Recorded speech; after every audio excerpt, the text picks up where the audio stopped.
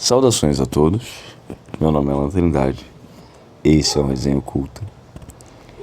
E hoje eu tô falando sobre uma outra parte da minha relação com a espiritualidade, que é a parte mais, entre aspas, tranquila, digamos assim, né?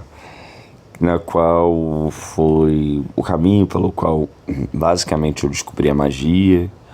Eu me tornei um ocultista, um esoterista, fui empreendendo os caminhos espirituais, né? Resistindo às tentações dos espíritos do outro lado, porque foi praticamente isso, né? Porque eles diziam o tempo inteiro, né? E se você assistiu os vídeos anteriores, você vai entender o que eu estou dizendo. Eles diziam o tempo inteiro que eu tinha que trabalhar com eles, que lidar com eles, que cultuar eles, etc. Mas eu não fazia isso. Eu achava um absurdo que eu tivesse que cultuar qualquer espírito que fosse, né, por obrigação. Então essa aqui é a segunda parte do vídeo. Se você puder, faça um comentário, caso tenha alguma dúvida, deixe o seu like. Aí vão estar todos os meus endereços de contato, e-mail, Instagram. Se você tiver condições e interesse, puder fazer uma doação também para o canal, né? Um Pix vai estar aí descrito. Porque embora a gente esteja aqui falando sobre essa forma mais informal, né? Os livros, as resenhas de livros vão continuar e, enfim, livro, vocês sabem como é que é, né? Custa caro, infelizmente. Então, se puder contribuir, toda forma de colaboração é bem-vinda, seja no like, no comentário, no compartilhamento, numa doação. Bom, então, eu, como disse, né, eu vinha resistindo a essas investidas desses outros espíritos, né, que eu não sabia muito bem o que eram até hoje, na verdade eu não sei exatamente. A coisa do Exu, ela veio uma década depois, né? Os espíritos da minha infância que apareciam não eram Exus, eram outros seres muito mais densos, não tinham forma e etc. E eram muito mais... Eu tinha muito medo deles, né? Pela forma como eles eram. Não a forma em termos de aparência, porque a aparência eram vultos, né? Mas era uma energia muito pesada e que me perseguia muito. Enfim, mas aí essa parte da história já está contada nos outros vídeos, você pode assistir caso não tenha assistido. Eu fui estudando durante a minha adolescência, né? Tudo quanto era coisa de religião e de ocultismo. Eu tenho cerca de 2.000 livros hoje, mais ou menos, né? Talvez mais, a última vez que eu contei tinha mais ou menos isso. Então, fruto de todo esse tempo, né? Daí não pense você que isso ter essa quantidade de livros é porque eu sou uma pessoa rica, nem nada disso, né? Na verdade é que todo o dinheiro que eu tinha, eu investia em comprar livros. E durante 20 e poucos anos, né, comprando livros, a gente alcança um certo número. Né? Tanto que muitos livros meus eu comprava em promoção. Às vezes a editora fazia promoção em Bienal, né? Às vezes eu comprava 20 livros na Bienal porque o desconto era progressivo, por exemplo. Andava muito em sebo. Os sebos antigamente eram muito baratos, né? Você comprava um livro a R$5, né? R$50 você comprava vários livros. Hoje, num sebo, um livro velho usado, R$50 você compra 1 ou 2 livros, sabe? Então as coisas mudaram muito. E naquela época a gente tinha que fazer isso, a gente não tinha internet, como eu disse. Então o ocultista de antigamente, aí eu não estou querendo puxar sardinha pro meu lado, mas enfim, né? Quem é da minha geração sabe que naquela época você encontrar um ocultista era muito raro. Um ocultista de verdade. Não é esse povo todo que hoje aparece aí nessas plataformas aí de vídeo, se dizendo isso e aquilo. E para você se tornar um ocultista, não tinha outro caminho a não ser o estudo. Você tinha que conhecer os clássicos, você tinha que conhecer Eliphas Levi, Regardie, você tinha que conhecer Papus, você tinha que conhecer Blavatsky, você tinha que conhecer John Fortune, Andy Besant, Leadbeater, quem mais? Crowley, Matters, e por aí vai, né? Tinha que conhecer a Bíblia, você tinha que conhecer os grimórios clássicos, como São Cipriano, Clavícula de Salomão, Lemegeton, e fora os sistemas, você tinha que conhecer os sistemas também. Você tinha que entender de Goécia, de Enoquiano, enfim, quem é do meio sabe. Você tinha que entender a astrologia, ao menos a nível básico. Você tinha que conhecer a alquimia, ao menos a nível básico. Não essa coisa que falam hoje que é alquimia, que é essa coisa junguiana, né, psicologista, que as pessoas se acostumaram a dizer e pensar que é alquimia. Isso é psicologia.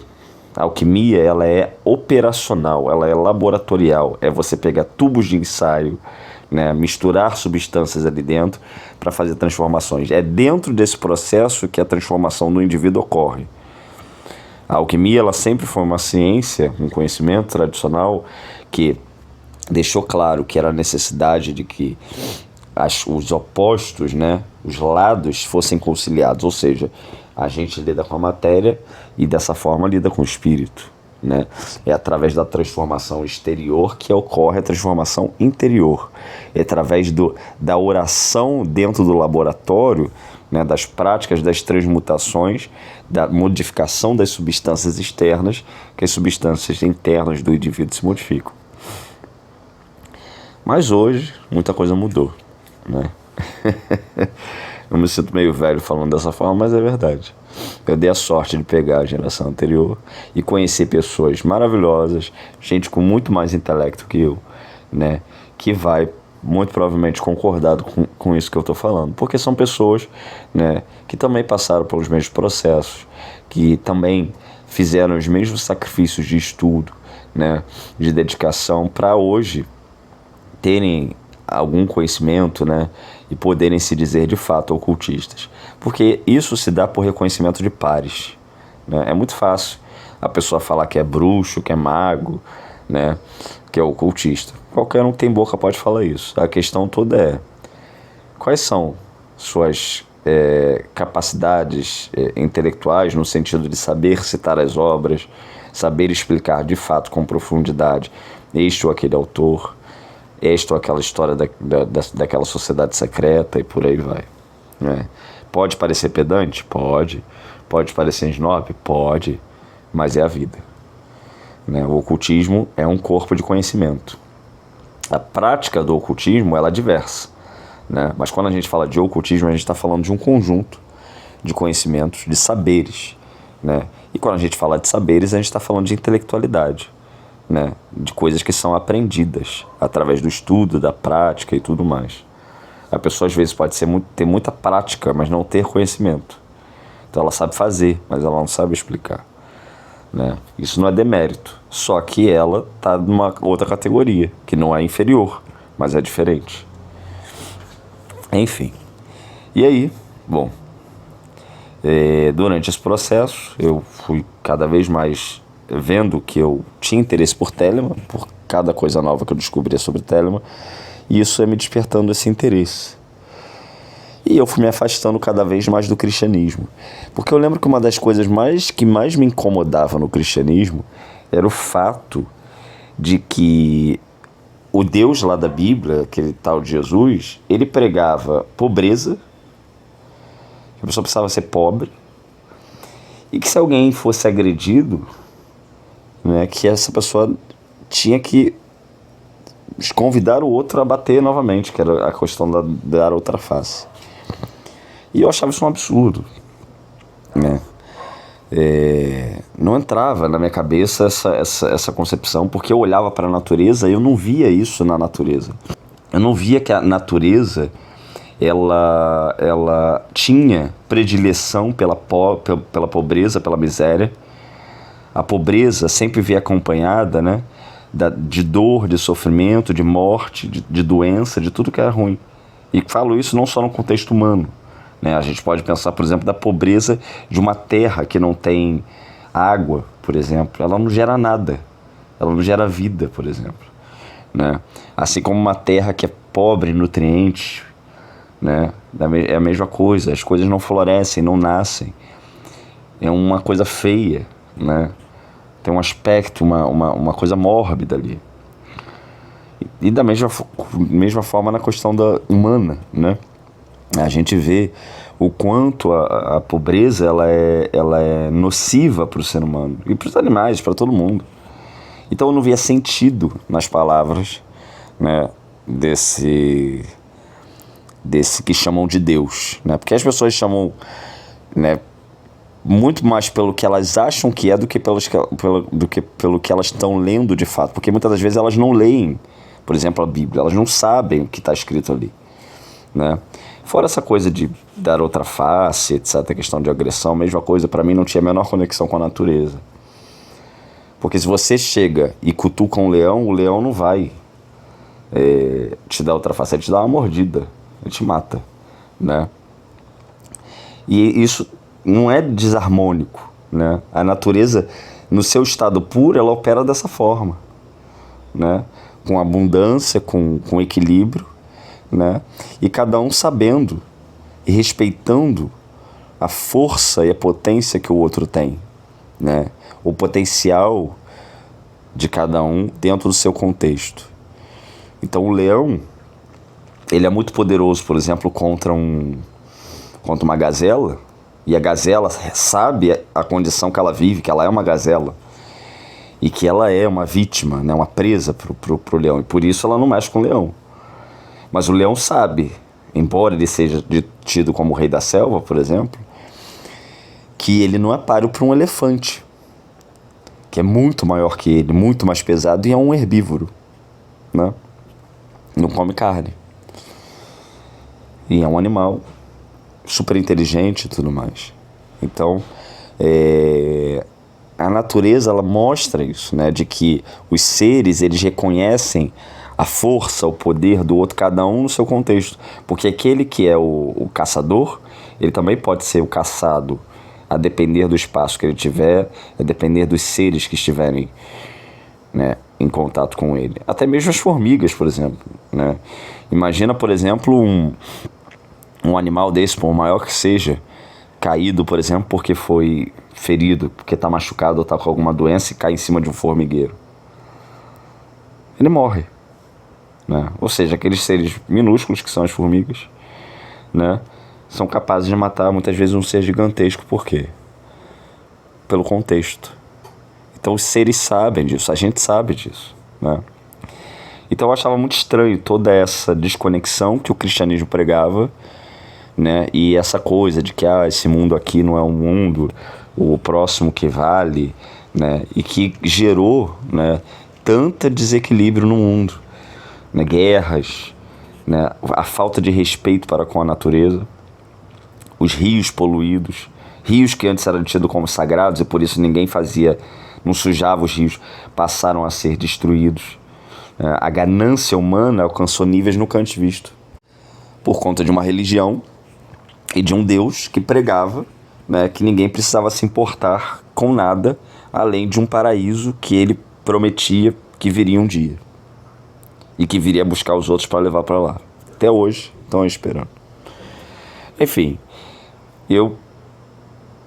todas essas questões passaram a não fazer mais sentido para mim. E eu sei, tá, que muitos cristãos que talvez venham ouvir isso vão ver cheio de versículos bíblicos, ou vão ver com a prepotência de sempre, dizendo, porque eu não encontrei Jesus. Foda-se, não dou a mínima. Não dou a mínima pra Bíblia, nem pra Jesus. Vão tudo pra casa do caralho, com perdão das palavras. Enfim. E aí, Telemann, ou seja, veja que eu já tinha esses questionamentos, dados os estudos, etc. E Telemann começou a se encaixar perfeitamente nisso. Cada coisa que eu lia de Telemann se encaixava com esses meus questionamentos. Eu falei, é isso aqui, é isso aqui, é isso aqui, é isso aqui. Ou seja, a filosofia de Telemann se encaixou perfeitamente nas minhas ideias. E para completar, Telemann, além de ter um aspecto filosófico, doutrinário, ainda tinha um aspecto da religião, que era o que eu buscava. Porque eu tinha aquela vontade de ser padre, etc. Eu falei, tá perfeito. Essa aqui é a minha religião. Porque eu concordo com a parte ideológica, filosófica, dogmática, etc. E eu procuro um lugar de culto, de espiritualidade, etc. Porque eu não sou filósofo. Eu sou um espiritualista, eu pensava. Eu sou um indivíduo dado às coisas da magia, da espiritualidade e tudo mais. Então, tá aqui o local. E nisso, eu comecei a procurar, e a internet já estava começando a se tornar mais popular, né? E surgiu o Orkut e tudo isso. Aí foi quando eu cito lá que eu conheci, né, o Círculo de Estudos Egregori, né, que foi criado pelo Cassiano Camilo, que até hoje é meu amigo. E ali eu entrei junto com ele na organização do Círculo de Estudos Egregori, uma época. Nós dois, junto de uma outra pessoa, a gente coordenava, organizava as palestras e tudo mais, a gente geria, né? O círculo era dele, porém, né, eu estava ali junto dele e dessa outra pessoa na gerência da coisa, né, convidando as pessoas para fazer as palestras, porque, para quem não sabe, o Círculo de Estudos Egregori nós éramos um grupo que fornecíamos palestras, convidávamos pessoas para darem palestras gratuitamente. A gente tinha um local na Penha, aqui no Rio de Janeiro, e era lá. A gente tinha uma sala, né, cedida, e a gente dava as palestras gratuitamente para as pessoas. Era um momento de encontro, tá? Acontecia praticamente todo final de semana. Acontecia também na Quinta da Boa Vista, algumas vezes, etc. Enfim. Depois, por motivos diversos, eu saí. Mas eu cheguei lá por causa de Telemann, de uma palestra que ia ser dada sobre Crowley. E, ironicamente, eu não consegui ir nessa palestra porque eu não achei o endereço. Mas eu entrei em contato com eles, etc. E na semana seguinte eu fui. E aí, desde então, eu fiquei anos lá, né? Dentro desse contexto, eu conheci pessoas que eram já envolvidas com a parte das ordens, né, telêmicas. Eram pessoas que eram membros de ordens telêmicas. Que ordens essas? A AA, né, chamada de Astrum Argento, e a Otto, né, Oro do Templo Orientes. Então eu falei para essas pessoas que eu tinha interesse em Telemann e tudo, estava interessado, e eu queria integrar essas ordens. E ali me foi dado os contatos, né, que eu precisava e tudo.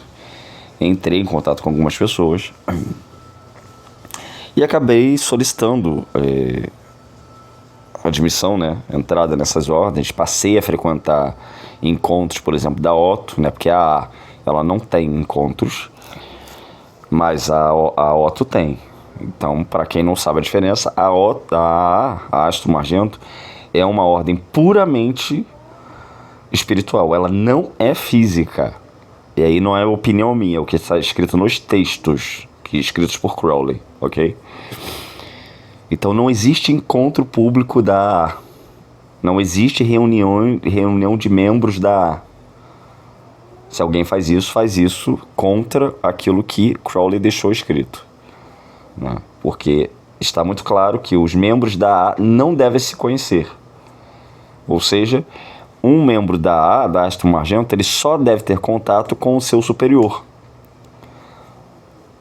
que é quem lhe instrui. E lembrando do que eu falei do Paulo Coelho, né? O Paulo Coelho foi um telemita. Eu nem sabia, tá? Só para deixar claro. Eu não sabia que o Paulo Coelho, na época que eu li os livros do Paulo Coelho, etc., eu não sabia que ele era telemita e etc. E eu vim saber isso tempos depois, quando eu comecei a estudar sobre Telemann. E aí eu fui ver a biografia do Paulo Coelho. Aí eu descobri que ele era um cara famoso mundialmente, né, que tinha sido amigo do Raul Seixas. Aí fui entender quem foi o Raul Seixas. Enfim, aí eu descobri que eu não teria, né, condições de encontrar ele, o Paulo Coelho. E aí, curiosamente, os sonhos com a figura do Paulo Coelho também pararam. Eu continuei tendo contato com seres espirituais, mas já não vinham mais na forma dele. Porque desencantou, né? Eu já não tinha mais aquela ilusão de que o Paulo Coelho seria uma pessoa acessível a mim. E aí, mas o Paulo Coelho, né, no final das contas, vocês podem ver aí os documentários que ele fala, ele despreza Telemann, né? Até porque as ideias que ele tinha sobre Telemann eram muito tortas. Ou ele foi muito mal instruído, ou ele era muito doido, né?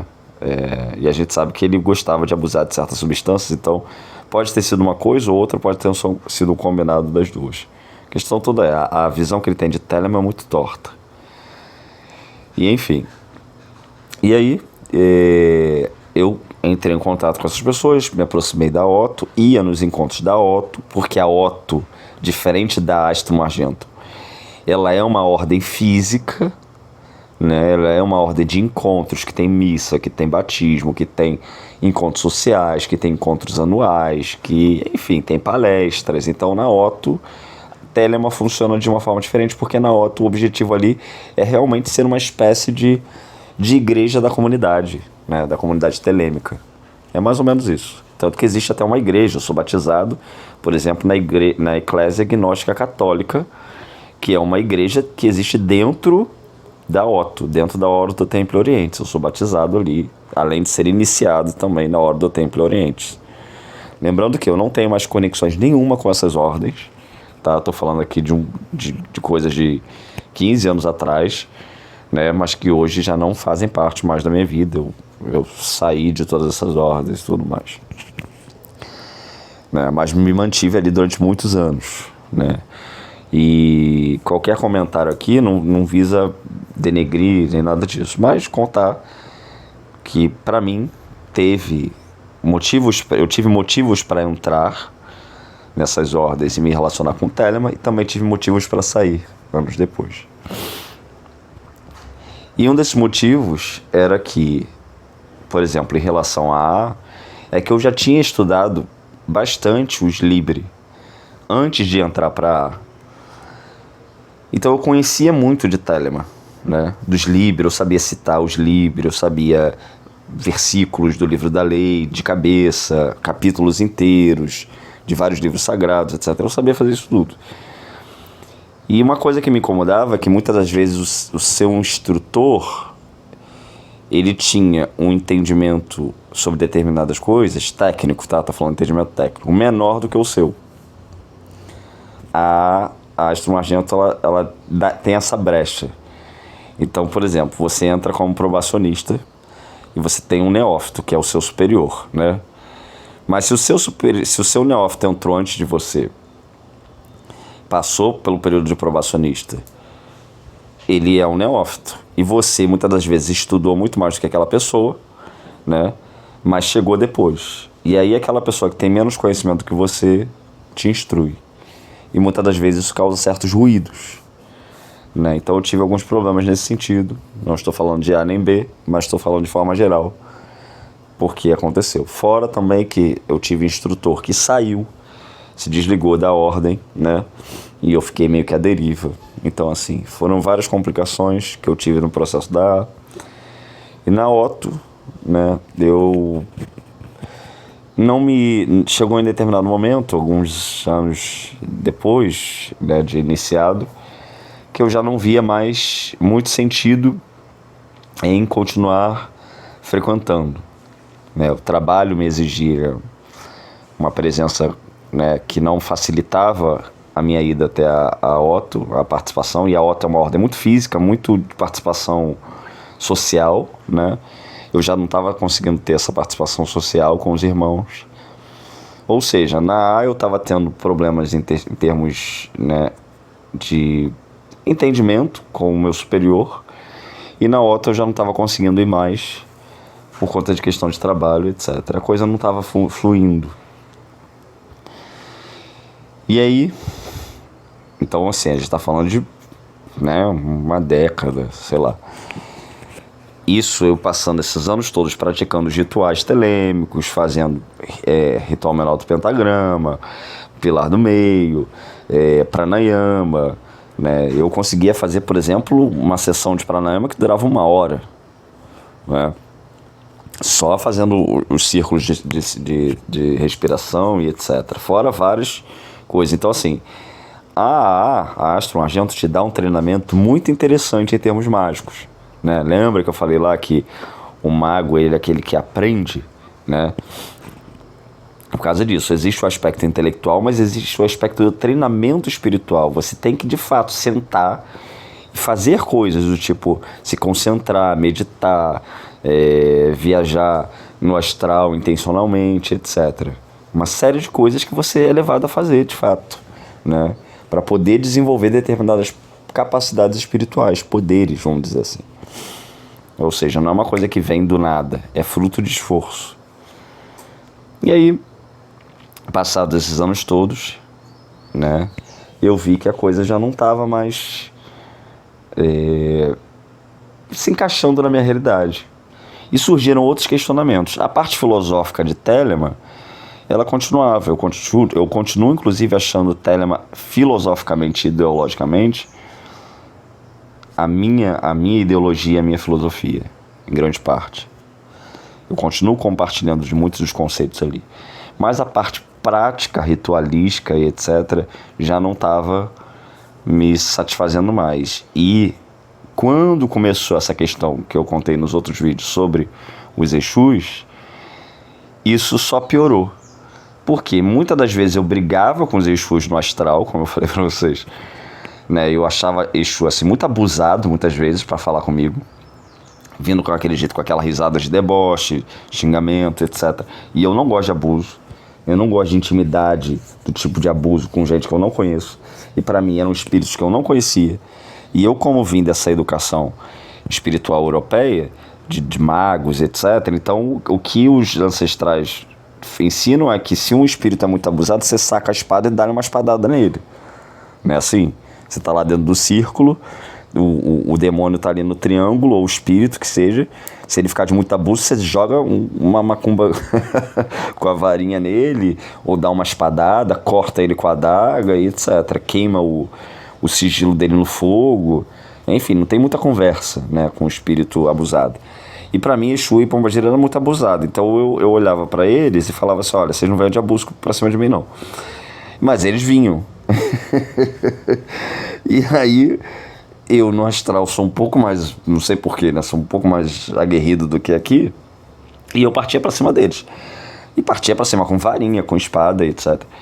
E não adiantava muito, né? Aí eu tentava usar esses conhecimentos, né, de banimento que eu aprendi usar lá no astral contra esses seres e não funcionava. Pra mim não funcionava, tá? Não sei se pra você ou pra outras pessoas funcionava. E eu estou falando da posição de um indivíduo com experiência. Antes que alguém fale, não sei o que, você não sei o que. Eu fiquei 10 anos praticando esses rituais. Eu sou um iniciado em algumas ordens, ou seja, estou dizendo que para mim não funcionou. Se funcionou para outras pessoas, amém. E por isso, né, ou seja, eu não sou um leigo, né, eu não sou um indivíduo que chegou ontem nesse meio, só para deixar claro. E aí, não funcionava. Eu falei assim, tem coisa estranha aqui. Ou seja, juntou tudo, né? A coisa já não estava funcionando. E a gota d'água foi que eu percebi que, embora eu entendesse de Telemann, eu não entendia dos deuses egípcios que são citados o tempo inteiro no contexto telêmico. Eu não sabia direito quem era Nut, eu não sabia direito quem era Ra-Hor-Hut, eu não sabia direito quem eram esses deuses egípcios, mas eu estava ali. Eu não sabia quem era Hathor, Tum, Kefra. Sabia, mas não sabia, né? Sabia de nome, sabia a forma, etc. Mas não sabia em profundidade. Eu falei, quem são esses deuses que eu fico chamando todos os dias quando eu faço o Liber Hash? Mas se me pedirem para eu explicar a mitologia, as histórias desses deuses, eu não sei. Falei, vou pesquisar sobre isso. E aí, dentro dessa perspectiva, foi quando eu descobri o quemetismo, que é então o culto tradicional, né? O culto de revivalismo, né? De reavivamento dos deuses da antiga religião egípcia. E aí, quando eu descobri o quemetismo, tudo mudou. E aí eu vou continuar essa parte, né, em outro vídeo. Então eu agradeço a sua atenção até aqui. Se não deixou, deixa o seu like aí, deixa o seu comentário. Se ficou alguma dúvida de alguma coisa que eu tô contando aqui e não ficou muito claro, pode perguntar, e de repente eu explico no outro vídeo, ou te respondo aí por mensagem. Muito obrigado pela sua atenção até aqui e até a próxima.